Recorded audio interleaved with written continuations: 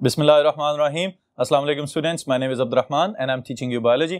Students, इस session में हम स्टार्ट करने जा रहे हैं a new group of the vascular plants that is Pteropsida, और उसके फर्दर जो सब्सिक्वेंट क्लासेस हैं इनके बारे में हम आज थोड़ी सी इंफॉर्मेशन यहाँ पे लिखेंगे और फिर उसके बाद वन बाय वन इनको डिटेल से डिस्कस करेंगे in the successive sessions. Alright, so first of all we are going to start Pteropsida, फिर उसके बाद फिलिसिनी का थोड़ा सा इंट्रोडक्शन है और उसके साथ हम कंबाइन करेंगे structure of Adiantum. So for the details on the board. Alright,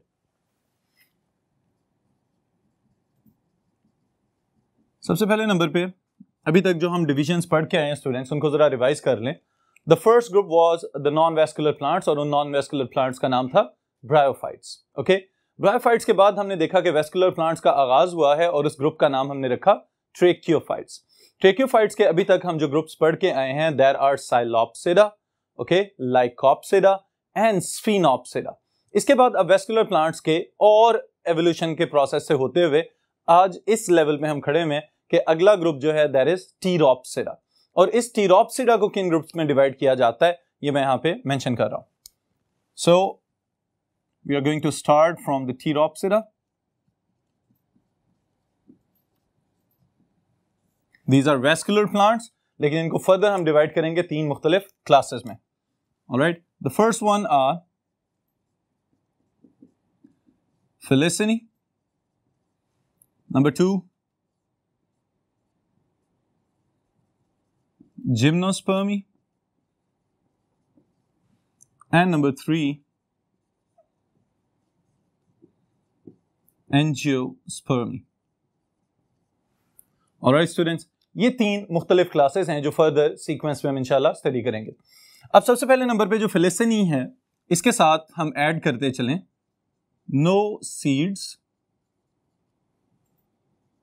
no flowers and no fruits. Alright, ये तीनों फीचर्स किसके लिए हम मेंशन कर रहे हैं? फिलिसिनी के लिए। तो इसका मतलब ये सिंपल वेस्कुलर प्लांट्स हैं अभी भी, जिनके अंदर हमें ना तो फूल नजर आ रहे हैं, ना फल नजर आ रहे हैं, और ना ही सीड्स नजर आ रहे हैं, ना कोई बीज बन रहे हैं। दूसरी तरफ जिम्नोस्पर्मी की अगर हम बात करें तो इनमें seeds are present, all right, but no flowers and no fruits. इनके अंदर ना हमें कोई फूल नजर आएंगे, ना कोई फल नजर आएंगे, लेकिन बीज जो पैदा हो रहे हैं उसकी वजह से हम इनको सीडेड प्लांट्स कहते हैं। और जो नाम है इनका जिम्नोस्पर्मी, नेकेड सीडेड, यानी कि इनके ऊपर कोई कवर या कोई शेल वगैरह मौजूद नहीं होगा। फिर उसके बाद थर्ड ग्रुप जो हमारे पास आ रहा है स्टूडेंट्स, दैट इज एंजियोस्पर्मी। और एंजियोस्पर्मी के फीचर्स कौन कौन से हैं? It possesses all of the three structures that we have mentioned here, seeds present, alright, fruits present and flowers present. Alright, तो ये तीनों क्लासेस हैं जिनको वन बाय वन अब हम फर्दर डिटेल में लेके जाते हैं। सबसे पहले नंबर पे जो अभी हम आगाज करने जा रहे हैं that is Filicinae. Okay, so Filicinae is the first group of Pteropsida and they are known as ferns. Common name इनका फर्न्स। और याद रखिएगा स्टूडेंट्स, फर्न्स को हम अगेन ब्रायोफाइट्स के साथ अगर रिलेट करें तो हम ये कह सकते हैं कि just like the bryophytes, ferns are moisture and shade loving plants. Okay, ये ऐसे पौधे हैं जो ज्यादातर सायादार जगहों पे रहना पसंद करते हैं और साथ ही साथ इनको मॉइस्चर का लेवल ज्यादा चाहिए as compared to the higher vascular plants that are present in our surroundings. Okay, जो हमारे इर्द गिर्द पौधे मौजूद हैं वो फिर भी निस्बतन कम पानी में गुजारा कर सकते हैं, लेकिन फर्न्स को उनकी हैबिटेट की ये रिक्वायरमेंट है कि वो ऐसी जगह पे पाए जाएं जहां पे नमी और साया दोनों properties at the same time available हों। ऑलराइट, इसके जनरल फीचर्स हम मेंशन कर लेते हैं। सबसे पहले यहां पे the first thing is they are seedless vascular plants. ऐसे पौधे हैं जिनके पास वेस्कुलर टिश्यूज तो मौजूद हैं, जाइलम और फ्लोएम कंडक्टिंग स्ट्रैंड्स वगैरह भी मौजूद हैं, लेकिन इनके पास कोई बीज बनाने वाली सलाहियत अभी तक डेवलप नहीं हुई। फिर इसके साथ ही साथ जो इनका एक एडाप्टिव फीचर, या यूं कह लें कि इनका एक advance feature as compared to the previous groups, वो क्या है? that their sporangia are present on leaves. Alright, जिसकी वजह से इनके लिए एक मखसूस टर्म यूज की जाती है, दैट इज फोलियर स्पोरेंजिया, कि इनके जो स्पोर प्रोड्यूसिंग स्ट्रक्चर्स हैं वो पत्तों के ऊपर मौजूद हैं, तो पत्तों की मुनासबत से हमने इनका नाम रख दिया फोलियर स्पोरेंजिया. ऑलराइट, फिर उसके बाद students next property is an important short question. आपके बोर्ड के सवालात के लिहाज से एक इंपॉर्टेंट शॉर्ट क्वेश्चन है, और वो क्या है? What are fronds? So, what do you know about fronds? Fronds are the leaves of ferns. Alright? Ferns के जो पत्ते होते हैं उनके लिए हम ये specific term use कर रहे हैं, that is fronds. और fronds की जो development है उसके अंदर एक और important short question आपके लिए छुपा हुआ है, और वो क्या है? What is circinate vernation?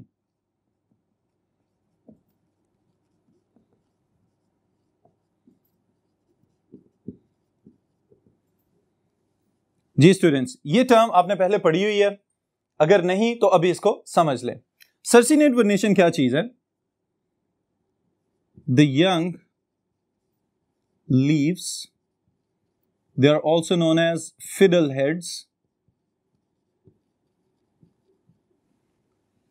Of ferns are coiled when immature. Alright, this condition is known as circinate vernation.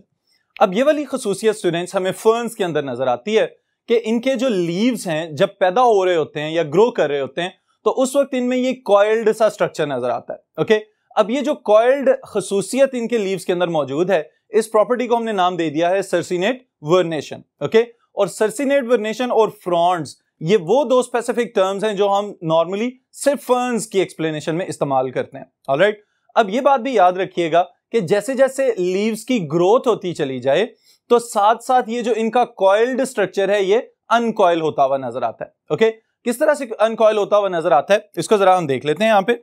Alright, अब देखिए यहाँ पे आपको बहुत सारे लीव्स ग्रो करते हुए नजर आ रहे हैं. इनकी ग्रोथ के अंदर स्टूडेंट्स एक इंपॉर्टेंट फीचर ये है कि जब ये अंडरग्राउंड राइजोम से या स्टेम से निकल रहे थे तो इनके पास इनका स्टाक मौजूद था और छोटी छोटी पत्तियां पहले से इनके साथ बन चुकी हुई हैं.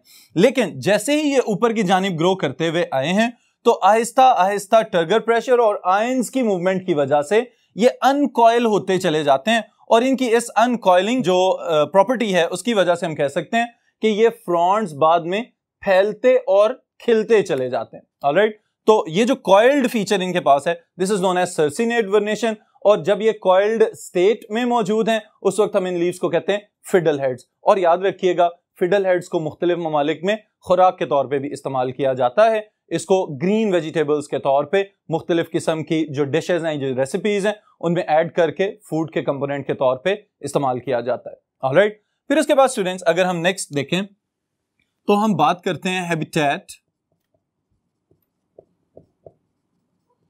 ऑफ फिलिसिनी, कि ये जो फिलिसिनी या फर्न्स वगैरह हैं ये हमें किस किस्म के एनवायरनमेंट में नजर आ सकते हैं. तो जैसे कि अभी आगाज की एक्सप्लेनेशन में मैंने आपको बताया है, they can be found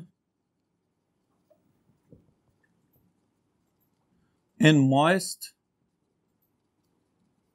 and shady places. Alright, फिर उसके साथ ही साथ हम ये कह सकते हैं कि they are world wide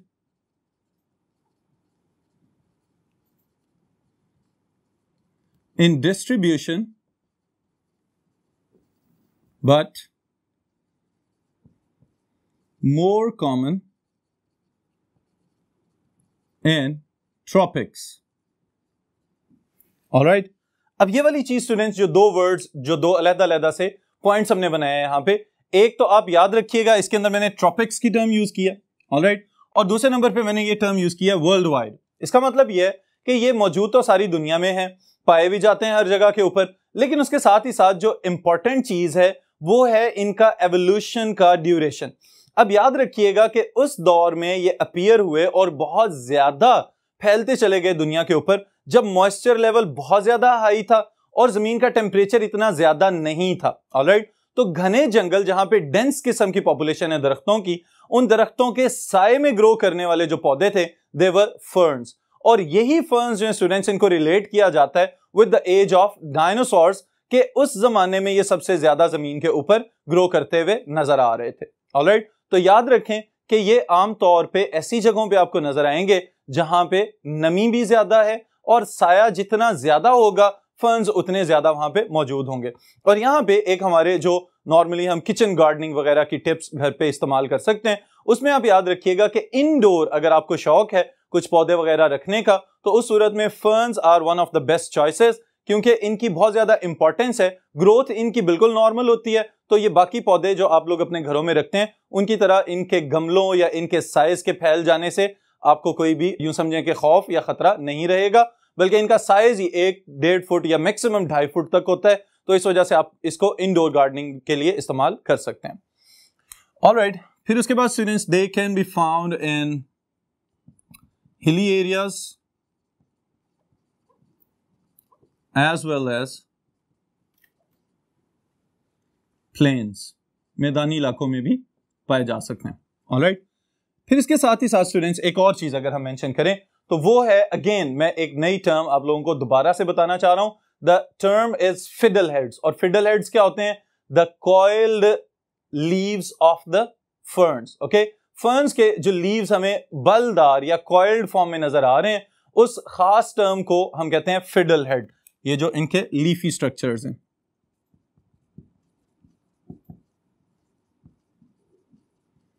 alright, coiled leaves of ferns at their immature stage. All right, students, तो ये हैं कुछ general features about the class Filicinae. Okay, फिर इसके साथ ही साथ इसका एक रिप्रेजेंटेटिव मेंबर स्टूडेंट्स हम डिस्कस करेंगे, and that is Adiantum.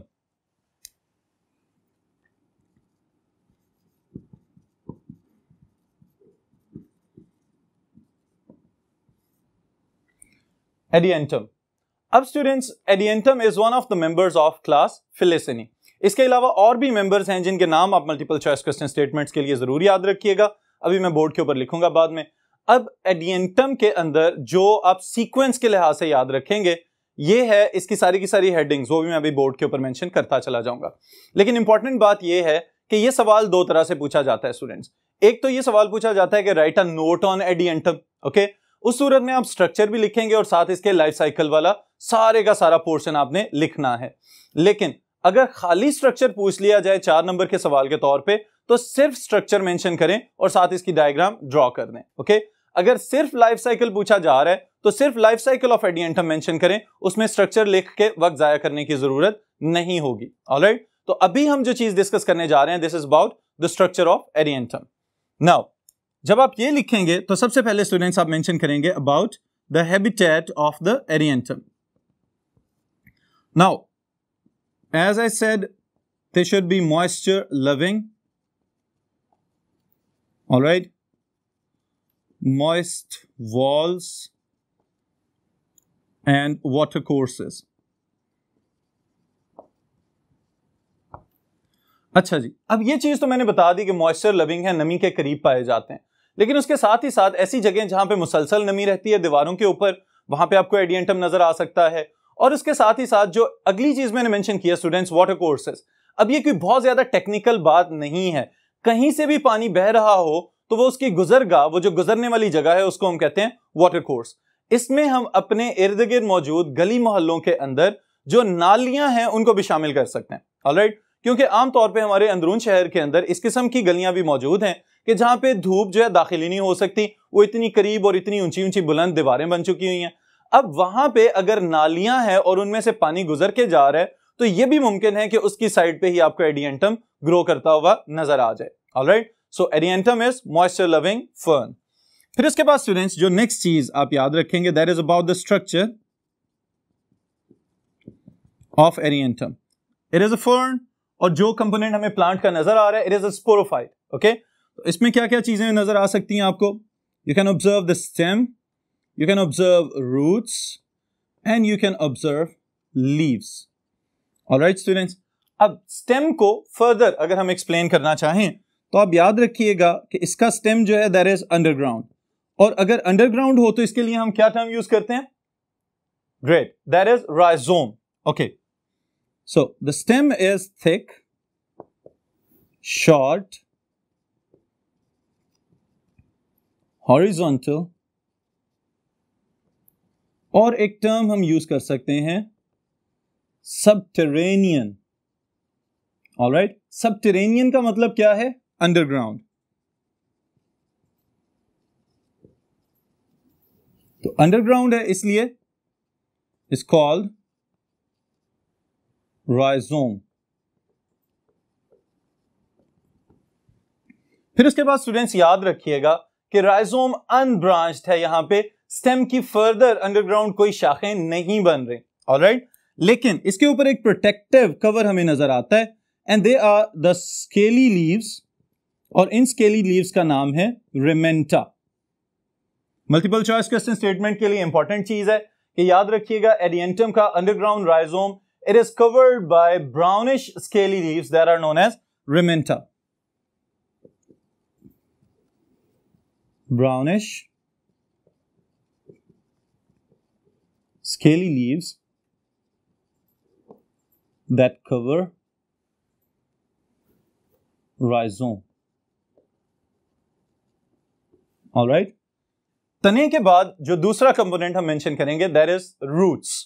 Okay, जड़ें जो हैं इसकी, जब स्टेम खुद ही अंडरग्राउंड है तो इसका मतलब यह है कि यहां पे जो मेन रूट सिस्टम है वहां उसकी तो पॉसिबिलिटी नहीं बन रही, तो उसकी बजाय एक और स्पेसिफिक टेक्निकल टर्म मैं यहां पे मेंशन करूंगा, दैट इज फाइब्रस एडवेंटिशियस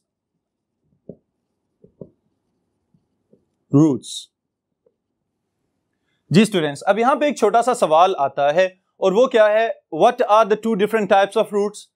शाबाश, एक को हम कहते हैं टैप रूट और दूसरे को हम कहते हैं एडवेंटिशियस रूट्स. ओके, अब इन दोनों में क्या डिफरेंस है? तो याद रखिएगा जब भी किसी सीड से अगर जर्मिनेशन हो रही है किसी प्लांट की, या किसी स्पोर से जर्मिनेशन हो रही है किसी प्लांट की, तो उसमें से जो पहला रूट के लिए डिटरमिन्ड स्ट्रक्चर निकलता है that is known as radicle. Okay, अगर तो कोई रूट जो है वो रेडिकल से पैदा हो रही है तो उसको हम कहते हैं टैप रूट. जैसे कि ये गाजरें और मूलियां वगैरह हमारे इर्द गिर्द हमें नजर आती हैं, these are tap roots. Okay, लेकिन if the roots are formed from any other structures other than the radicle, तो फिर हम इसको कहेंगे एडवेंटिशियस रूट्स. तो यहां पे भी हम ये याद रख सकते हैं क्योंकि रूट्स जो हैं वो राइजोम में से निकल रही हैं and rhizome itself is the stem.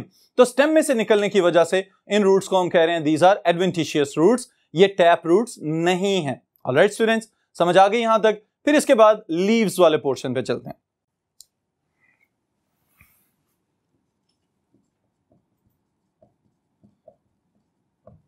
Leaves, जिसके लिए हमने टर्म यूज की फ्रॉन्स. जी स्टूडेंट्स, अब ये एक इंपॉर्टेंट चीज यहां पे आएगी कि लीव्स जो हैं एडियंटम के वो इस तरह से नहीं है कि बस एक पत्ता और एक ब्रॉड लेमिना हमें नजर आ जाए. ओके, इसके लिए हम एक और टर्म यूज करते हैं that is pinnately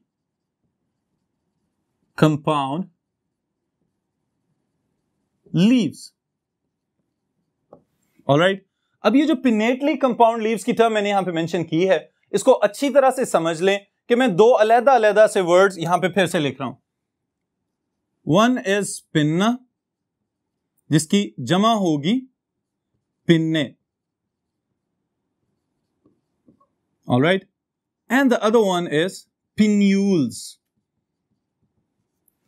ji students, अब देखें ये जो मेन पूरे का पूरा स्ट्रक्चर आपको एडियंडम का यहां पे नजर आ रहा है, जहां से राइजोम में से पहला स्टाक निकल रहा है. ऑलराइट, लीफ स्टाक जिसको हम कहते हैं.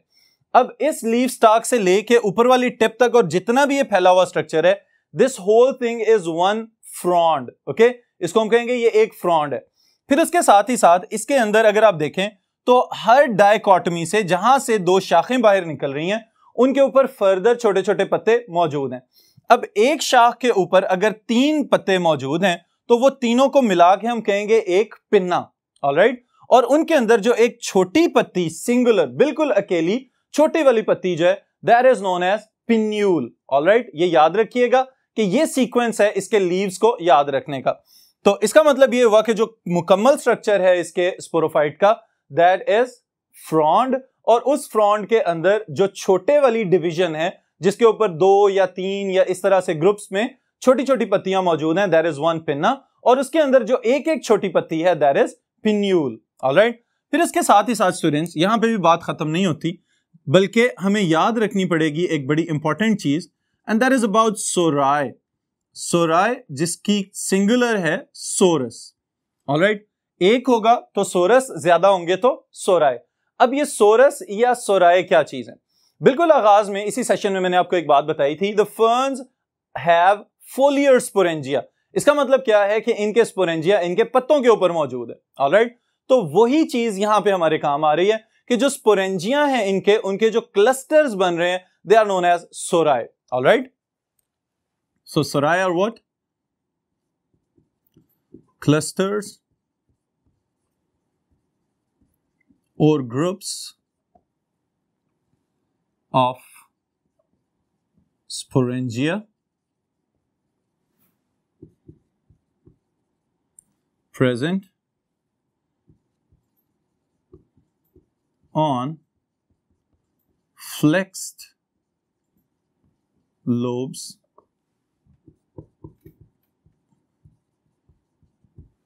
of pinnules.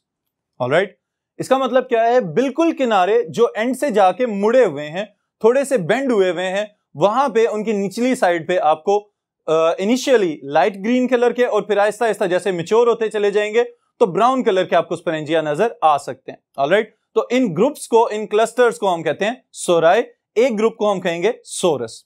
ऑलराइट, फिर इसके साथ ही साथ स्टूडेंट्स एक और चीज मैं बताता चलूं, that is known as false indusium. Now what is this? अभी हमने ऊपर बताया कि जो स्पोरेंजिया मौजूद हैं वो लीव्स की आखिरी लोब्स के ऊपर मुड़ी हुई साइड पे मौजूद है। ऑलराइट, अब ये भी बात याद रखिएगा चूंकि यहां पे अभी तक स्पोरेंजिया को प्रोटेक्ट करने वाला कोई मखसूस स्ट्रक्चर नहीं बना, एवोल्यूशनरी स्टेप्स चल रहे हैं, तो इस वजह से लीव्स ने अपने आप को थोड़ा सा मोड़ना शुरू कर दिया। ऑलराइट, तो वो जो लीव्स की बेंडेड फॉर्म आपको नजर आए जिसके अंदर वाली साइड पे स्पोरेंजिया को प्रोटेक्ट करने की कोशिश की जा रही है, ये जो एक सूडो सा शेल बन रहा है, एक कोट बन रहा है, this is known as false indusium. Alright, तो इसको भी हम यहां पे लिख लेते हैं, the bent margins of leaflets to protect sporangia. All right students, अब इसके बाद स्टूडेंट्स एक इंपॉर्टेंट जनरल नॉलेज वाली इंफॉर्मेशन भी है ये, और शॉर्ट क्वेश्चन की फॉर्म में भी पूछा जा सकता है, why Adiantum is known as maiden hair fern.